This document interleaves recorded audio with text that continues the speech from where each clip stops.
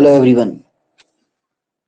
67th BPSC prelims का result आ चुका है और साथ ही 68th का भी नोटिफिकेशन आ चुका है। ठीक है, तो अब समस्या यहाँ पर ये है कि जो लोग रिजल्ट के आसपास थे, ठीक है, या कट ऑफ इतना आगे गया, जिन लोगों का नहीं हुआ, सबसे पहले तो जिन लोगों का हुआ उन्हें मैं मेरी ओर से बधाइयां, शुभकामनाएं। आप मेंस का प्रिपरेशन करिए, सफल होइए। दूसरी ओर लोगों का कहना है कि इधर 67 में सीट भी बहुत कम है, 280 के आसपास में सीट है, वहां पर 802 सीट था और फिर भी कट ऑफ इतना आगे चला गया, इसमें क्या होगा। और दूसरी बात कि क्या करना चाहिए, यदि करना चाहिए प्रिपरेशन तो फिर कैसे करना चाहिए, उसके लिए क्या स्ट्रेटजी होनी चाहिए, बात आज हम लोग उसी पे करेंगे। तो पहली बात जो मैं आपको कहना चाहूंगा, ये जो ख्याल है, हालांकि 2-3 दिन हो चुके हैं, ठीक है, तो आप लोग अब स्थिति में आ चुके होंगे, आगे की तरफ सोच रहे होंगे ना, सारी चीजें क्लियर हो चुकी होंगी आपके सामने। मैंने देखा कई लोग जो जिनका 1 नंबर से 2 नंबर से नहीं हुआ, जो आशान्वित थे, जो रिजल्ट की उम्मीद कर रहे थे, जिनका नहीं हुआ, उन लोगों के लिए थोड़ी सी स्थिति और ज्यादा खराब है। उन्होंने मेंस की प्रिपरेशन स्टार्ट कर दी थी, बुक्स वगैरह ले लिए थे, आंसर राइटिंग स्टार्ट कर दी थी, कोर्स वगैरह परचेज कर लिए थे, ठीक है। अब एकदम से उनको शिफ्ट करने में फिर प्रीलिम्स की ओर उनको दिक्कत हो रही है, ठीक है। और वो सीट वगैरह देख के कि सर अच्छा सीट भी नहीं है, तो क्या करना, कैसे करना। देखिए, यदि आप कॉम्पिटिटिवनेस की बात करेंगे, ठीक है, तो वो तो कम होने वाला नहीं, चाहे आप किसी भी फील्ड में जाएं, ठीक है। किसी भी फील्ड में एक्सप्लोर करके आप देख ले, मतलब ये करना तो ठीक नहीं होगा, नहीं कि आप एक्सप्लोर करें, लेकिन आप उसको थोड़ा सा ये करिए। किसी भी फील्ड में, कॉमेडी का फील्ड हो, कंटेंट जनरेशन का फील्ड हो, किसी भी फील्ड में मतलब आपको कंपटीशन उतना मिलेगा ही, ठीक है। और आपने एक जर्नी तय की है, ठीक है, आप मंजिल तक नहीं पहुंचे, आप 1 कदम 2 कदम पीछे रह गए मंजिल से, लेकिन आपने इस फील्ड में एक यात्रा तय की है, ठीक है। तो यहां से मैं पीछे हटना तो बिल्कुल नहीं कहूंगा, है ना, गिव अप करना तो नहीं कहूंगा। बाकी आप अपनी परिस्थितियों के हिसाब से देख ले, आपकी परिस्थितियां क्या है वो आपसे बेहतर कोई नहीं समझ सकता, ठीक है। हाँ, लेकिन एक अनसर्टिनिटी जरूर है, ठीक है। आपका होगा, मैं जानता था कईयों को कि जिनकी की प्रिपरेशन बहुत अच्छी थी, ठीक है। तो एक लक वाला फैक्टर तो होता ही है कभी कभी, उनका नहीं हुआ, ठीक है। और कुछ लोग ऐसे भी होंगे, हालांकि मैं ऐसे लोगों को नहीं जानता हूँ, जिनका प्रिपरेशन बहुत अच्छा नहीं रहा होगा, फिर भी लक के कारण, तो तुक्का का तो इसमें संभावना रहता ही है, ठीक है। चलिए अब हम लोग बात करते हैं कि इस 67th के रिजल्ट से, है ना, हमने क्या सीखा, इस एग्जाम से, इस प्रोसेस से हमने क्या सीखा।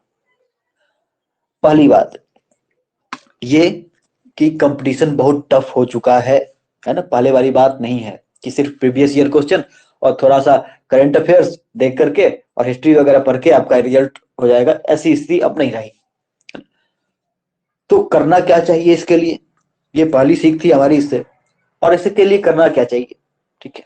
पहले बहुत सारे लोग बोलते थे कि जीएस हिस्ट्री कर लो, साइंस कर लो, और क्या बोलते हैं, बिहार स्पेशल कर लो, और उसके बाद करंट कर लो, और फिर तुम्हारा रिजल्ट हो जाएगा। लेकिन आज आप ऐसे नहीं कर सकते।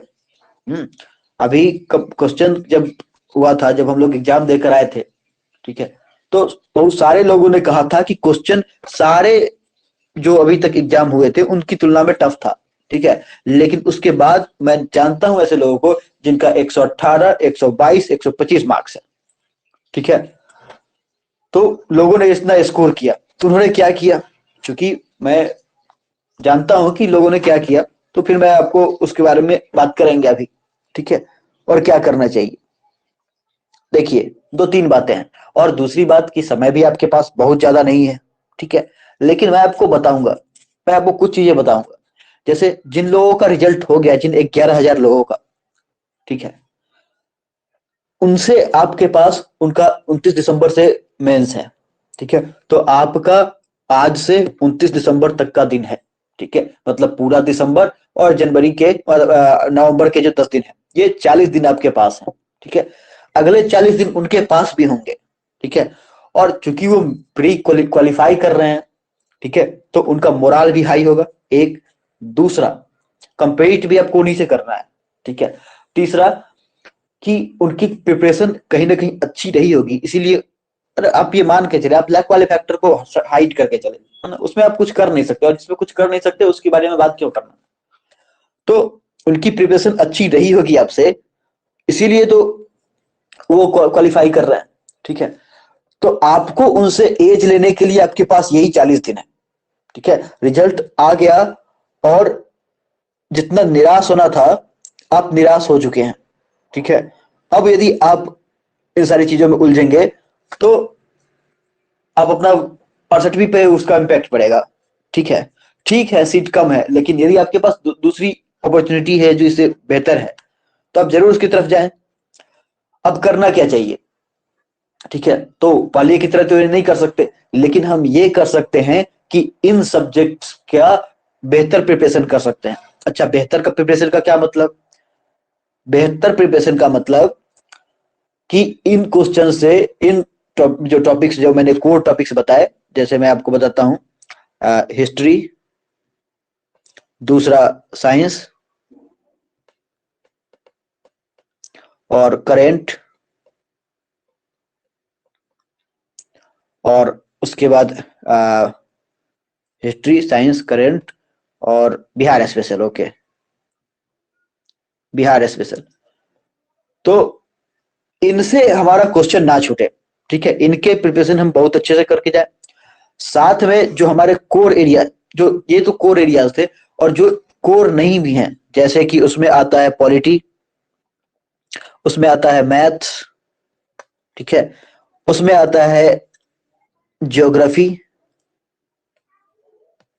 उसमें आता है इकोनॉमी, ठीक है, जो ये एरियाज हैं, ठीक है। तो उसमें मेरे हिसाब से यदि बात करें तो पॉलिटी का सेक्शन और मैथ का सेक्शन इजी है, ठीक है। इसमें पॉलिटी का सिलेबस वेल ये है, आप यदि प्रीवियस ईयर क्वेश्चन को देखेंगे, ठीक है, तो आपको लगेगा कि क्वेश्चंस मतलब रिपीटेड टॉपिक से ही आ रहे हैं, ठीक है। तो उसमें कम एफर्ट लगा करके मैक्सिमम मार्क्स गेन किया जा सकता है, या फिर इस सेक्शन में 100% मार्क्स गेन किया जा सकता है।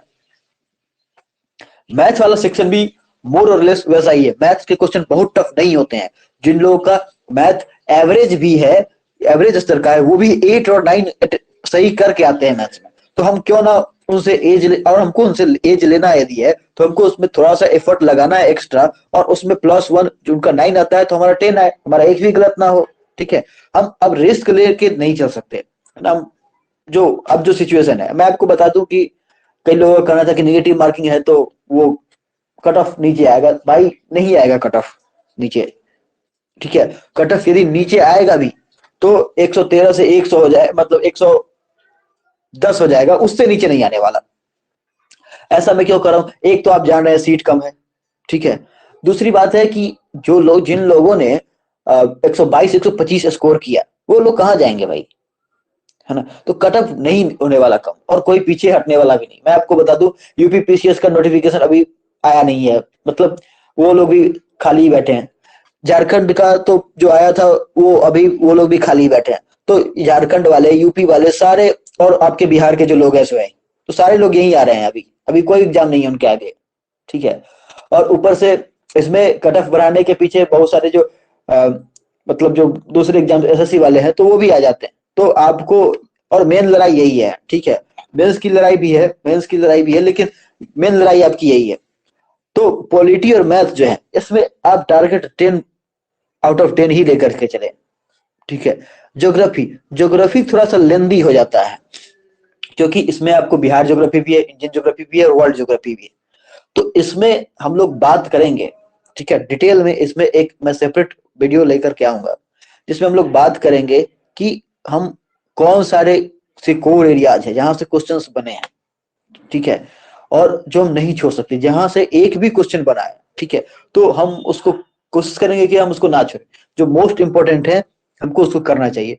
और इकोनॉमी, ठीक है, इकोनॉमी में मैं आपको बताऊं कि क्वेश्चंस बीपीएससी में यदि प्रीवियस ईयर क्वेश्चन भी आप करते हैं, ठीक, और थोड़ा सा करेंट करते हैं, ठीक है, इफर्ट इसमें लगाना थोड़ा सा आपको पड़ेगा, पॉलिटी से और मैथ सेक्शन से थोड़ा सा ज्यादा, लेकिन इसमें भी 10 आउट ऑफ 10 स्कोर किया जा सकता है। ज्योग्राफी थोड़ा सा टफ हो जाता है, ठीक है, लेकिन मैं उसके बारे में सेपरेट वीडियो लाऊंगा, ठीक है। अब ये हमारी स्ट्रेटजी है, ठीक है। पीछे वाले सेक्शन पे थोड़ा सा और बात कर लेते हैं, जो हिस्ट्री वाला सेक्शन, ठीक है। हिस्ट्री के 3 पार्ट्स हैं, हम सभी जानते हैं, ठीक है, मॉडर्न, मेडियाइवल और सबसे पहले तो एंशिएंट, फिर मेडियाइवल, फिर मॉडर्न। और हम सभी जानते हैं कि सबसे ज्यादा क्वेश्चन मॉडर्न हिस्ट्री से आता है, ठीक है। तो और मॉडर्न हिस्ट्री हम सब ने पढ़ा हुआ होता है, लेकिन एग्जाम से जब आते हैं तो मैंने जो देखा है लोगों को कि सारा हिस्ट्री रटा हुआ है, और बिहार का विभाजन कब हुआ उस क्वेश्चन को गलत करके आ गए, ठीक है। गांधी रिविजन समझौता कब हुआ उस क्वेश्चन को गलत करके, इसी 67th में ही क्वेश्चन आया था। और ये सारे क्वेश्चन है जो एकदम से जिसको कहीं फुल टॉस है, क्रिकेट के लिए आप लोग जानते होंगे, समझते होंगे, ये फुल टॉस है। यदि इन बॉल्स पे आप 6 नहीं मारते हैं तो आप बोल्ड होंगे, ठीक है। ये ऐसा नहीं है कि सिर्फ आपका गेंद छूटेगा, क्योंकि ये वो क्वेश्चंस है जो सारे बच्चे सही करते हैं या मैक्सिमम बच्चे सही करते हैं, ठीक है। तो आप उसके लिए क्या करें, ठीक है। देखिए, 2-3 बातें मैं आपको कहूंगा। बहुत सारे लोग सेट प्रैक्टिस की ओर जाते हैं, मेरा शुरू से इसमें बिलीफ नहीं है, ठीक है। तो मैं आपको ये नहीं कहूंगा, लेकिन मैं आपको कहूंगा कि आप प्रीवियस ईयर पेपर्स को लगाएं, ठीक है। आप प्रीवियस ईयर पेपर्स की तरफ जाएं, और मैं आपको कहूंगा कि आप ना सिर्फ बीपीएससी के प्रीवियस ईयर पेपर्स की तरफ जाएं, बल्कि यूपी पीसीएस के प्रीवियस ईयर पेपर की तरफ भी आप जाएं। यूपी पीसीएस में क्या होता है कि उसका लेवल भी बिहार जैसा है, थोड़ा सा उससे टफ है, और उसमें निगेटिव मार्किंग भी रहा है, ठीक है। तो उसका प्रीवियस ईयर पेपर, यदि अभी हम लोग ने 67th में ये फील किया कि थोड़ा सा इसका टिल्ट, जो पैटर्न था एग्जाम का, उसका टिल्ट हम लोगों ने महसूस किया, उसका झुकाव हल्का सा यूपीएससी के पैटर्न की ओर था, ठीक है। और हम जानते हैं कि यूपीएससी का जो पैटर्न है उसी को फॉलो कर रहा है अभी पिछले कुछ दिनों से यूपी पीसीएस, ठीक है, और उस पर क्वेश्चंस भी बना रहा है। तो हम यूपी पीसीएस को यदि करके चलेंगे, उसको उसके लेवल का प्रिपरेशन करेंगे, तो हमारा बीपीएससी हो जाना, ठीक है। उसमें जो स्टैटिक पोर्शन है, जो कॉमन पोर्शन है दोनों, उसमें हमको उतना ज्यादा दिक्कत होगी नहीं, क्योंकि अभी एग्जाम हुआ नहीं है, निगेटिव मार्किंग ला रहा है, तो फिर किस तरह से ला रहा है वगैरह वो सब थोड़ा सा इशू रहेगा, ठीक है। क्वेश्चंस के लेवल में क्या ये करेगा, तो ये सारी चीजें रहेंगी। मुझे नहीं लगता कि बहुत ज्यादा कुछ चेंज होने वाला है, लेकिन हमें अपना लेवल थोड़ा सा तो बढ़ा के रखना होगा। जो इजी क्वेश्चंस है, आप बिल्कुल अफोर्ड नहीं कर सकते कि इजी क्वेश्चंस आप उसको ये करें। जो मॉडरेट क्वेश्चन है, आपको वो भी नहीं छोड़ना चाहिए, ठीक है। कुछ क्वेश्चंस जो हार्ड लेवल के क्वेश्चन है, ठीक है, आपको इनमें से भी कुछ क्वेश्चन अटेम्प्ट करना होगा। आपको अपना टारगेट 115 रखना होगा, ठीक है। और यदि आप जनरल से भी बिलोंग करते तो आप इसमें +2-3 कर ले अपने हिसाब से। इसके लिए आप क्या करेंगे, मैं आपको 2-3 बातें बताता हूं। एक लड़का, मेरा भाई है वो, उसने नीट दिया था, ठीक है। तो फर्स्ट अटेम्प्ट में उसका नहीं हुआ, सेकंड अटेम्प्ट में उसका हो गया था, अच्छा रैंक था उसको, ऑल इंडिया रैंक बहुत अच्छा था। तो मैंने उससे पूछा था कि क्या किया तुमने जो पिछले अटेम्प्ट में तुम्हारा नहीं हुआ, और वो मेरिटोरियस स्टूडेंट हमेशा से रहा है, तो क्या किया तुमने उस अटेम्प्ट में, क्या किया था जो नहीं हुआ, और इस अटेम्प्ट में मतलब क्या क्या सुधार किए जो तुम्हारा हो गया। तो उसने कहा कि भैया, है ना, पिछले बार भी मैंने सिलेबस अपना कंप्लीट करके मैं गया था, और मैंने रिवाइज भी इसको किया था, लेकिन फिर भी एग्जाम में से मैंने उसमें से जाके गलतियां करी, ठीक है, और उसी से मैं बाहर हो गया, मैं रिजल्ट में नहीं था। लेकिन इस बार का मेरा टारगेट था, मैंने 12 टाइम्स रिवीजन किया, 12 टाइम्स। और जिन लोगों का रिजल्ट हुआ है इस बार, ठीक है, जो लोग 118 और 122 और 125 मार्क्स, मैं जानता हूं ऐसे लोग जिनका 125 मार्क्स आया है, ठीक है। तो जो लोग 125 मार्क्स लेकर के आए, मैं जानता हूं कि उनका रिवीजन 6 बार 7 बार हो चुका था, ठीक है। इवन उन्होंने करंट का रिवीजन, करंट जो एडिटोरिया आप लोग करते हैं, उनका रिवीजन उन्होंने 6-7 बार कर लिया हुआ था, ठीक है। जो भी उनके सोर्स थे, लोगों ने लुसेंट की किया है ना, ज्यादातर, और कुछ लोग घटना चक्र की तरफ जाते हैं, तो जो भी आपके सोर्स हैं, ठीक है। अच्छा, सोर्सेस के बारे में बात कर ले। लुसेंट अभी भी जो लोग, जिन लोगों ने पास किया है, ठीक है, अभी भी जो क्वालिफाई कर रहे हैं, उन लोगों का भी कहना है कि लुसेंट से ही हमने प्रिपरेशन करी। घटना चक्र के बारे में भी लोग कहते हैं, ठीक है। बहुत ज्यादा डाइवर्सिफाई मत करिए अपने सोर्सेस को, आपके लिए रिवाइज करना मुश्किल हो जाएगा, ठीक है। आप यदि सिर्फ घटना चक्र ही रिवाइज करते हैं, ठीक है, तो यदि आप 5 बार भी मान के चलते हैं कि हमको 5 बार रिवाइज करना है, ठीक है, तो आपको 5+ आवर तो रोज देना ही पड़ेगा इन 80 दिनों में, ठीक है। और यदि आप नहीं कर रहे हैं ऐसा तो नहीं होने वाला, ठीक है। फिर क्योंकि करंट नया आ जाएगा, आपका स्टैटिक पड़ा हुआ है मान लिया, लेकिन करंट तो बाकी है ना सर, करंट तो पढ़ना पड़ेगा ना सर, और स्टैटिक पढ़ा हुआ है, ठीक है। तभी हम उसको भूलते हैं, हम उसमें जाके एग्जाम में गलत करते हैं, हमको उसमें डेप्थ लाना होगा, ठीक है। तो ये था मेरा एक्सपीरियंस, जो हम लोगों ने सीखा या मैंने सीखा, ठीक है। और जो मेरे ग्रुप के लोग थे, लोग उन्होंने एग्जाम दिया, जो इनका एक्सपीरियंस रहा, ठीक है, तो वो मैंने आपको बताया। इससे जो सीखा और 68वीं के लिए जो हमारा अप्रोच होना चाहिए मेरे हिसाब से, वो मैंने आपको बताया। अब यदि आपका कोई क्वेरी होगा, आप यदि कमेंट सेक्शन में कुछ देंगे तो मैं आपको उसका आंसर करूंगा, मैं उसके लिए सेपरेट वीडियो बना दूंगा। जो सेक्शंस जिनका वो डेप्थ है जिनमें, ठीक है, जिनका सिलेबस में डेप्थ है, जिनका सिलेबस लेंथी है, मैं उनके बारे में आपको मैंने लाऊंगा सेपरेट वीडियो, जिसमें मैं आपको बताऊंगा कि किन टॉपिक्स को आपको नहीं छोड़ना चाहिए, किन कौन से टॉपिक इंपॉर्टेंट है, जो मोस्ट इंपॉर्टेंट इंपॉर्टेंट और लेस लीस्ट इंपॉर्टेंट या लेस इंपॉर्टेंट टॉपिक्स के बारे का लिस्ट मैं आपको दे दूंगा। उससे आपको ये क्या होगा कि जो आप मोस्ट इंपॉर्टेंट टॉपिक हैं, ठीक है, तो मैं चाहूंगा कि आप उसका मैक्सिमम टाइम्स रिवीजन करें। जो इंपॉर्टेंट टॉपिक्स हैं उनका आप उन मोस्ट इंपॉर्टेंट टॉपिक्स की तुलना में कुछ कम रिवीजन करके जा सकते हैं, क्योंकि टाइम तो आपके पास भी लिमिटेड है ना सर, ठीक है, 80 डेज ही है आपके पास भी। तो आप मैक्सिमम क्या कर लोगे, 10 आवर्स कर लोगे, ठीक है। लेकिन चलिए, और जो लिस्ट इंपॉर्टेंट टॉपिक है उनको भी आप 1-2 बार देख लें, आप अपने हिसाब से, कन्वीनियंस के हिसाब से और अपनी स्ट्रेटजी के हिसाब से उसको छोड़ सकते हैं तो छोड़ ले, रिस्क ले सकते हैं तो। लेकिन मैं कहूंगा कि ओवरऑल जो सिलेबस है उसका कवरेज करके जाना चाहिए आपको, ठीक है। अब वो समय रह नहीं गया सर कि अब आप जो सेपरेट मतलब कुछ कुछ सेक्शंस को अच्छे से आपने कर लिया। और मैं जानता हूं ऐसे लोगों को, मेरे एक सीनियर थे, ठीक है, जिन्होंने 64वीं नहीं, 65th 65th में उन्होंने मेंस लिखा था, और 64वीं में भी लिखा था मेरे ख्याल से, ठीक है। और 66वीं और 67वीं में उनका प्री भी नहीं हुआ, 66वीं में भी नहीं हुआ था और 67वीं में भी नहीं हुआ, ठीक है।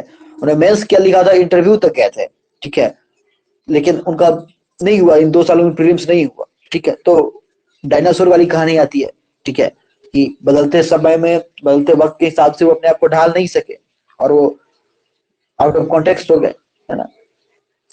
तो आपको अपने आप को बदलना तो पड़ेगा सर। अच्छा, अब कुछ और बातें, कुछ लोग का कहना है कि क्वेश्चन फैक्चुअल ही रह गया, ठीक है, और कुछ लोगों का कहना है कि नहीं, कॉन्सेप्ट्स भी जो है उनको इंट्रोड्यूस किया गया है, ठीक है। मेरा ये मानना है कि आपको अब ना फैक्ट्स छोड़ के चल सकते हैं और ना कॉन्सेप्ट छोड़ के चल सकते हैं। जो पहले यूपीएससी वगैरह का प्रिपरेशन करते थे, ठीक है, वगैरह का क्या, यूपीएससी अकेला ही होता है, उसके साथ और कुछ नहीं होता है। तो यूपीएससी वाले को सोचते कि हम फैक्ट्स नहीं याद करते, हम फैक्ट्स नहीं वो करते, फालतू का फैक्ट्स है। और जो बीपीएससी वाले थे उनको कॉन्सेप्ट से ज्यादा मतलब नहीं था, है ना, वो उनको फैक्ट से उनका काम चल जाता था। इवन झारखंड में भी यही स्थिति है, झारखंड पीसीएस की भी।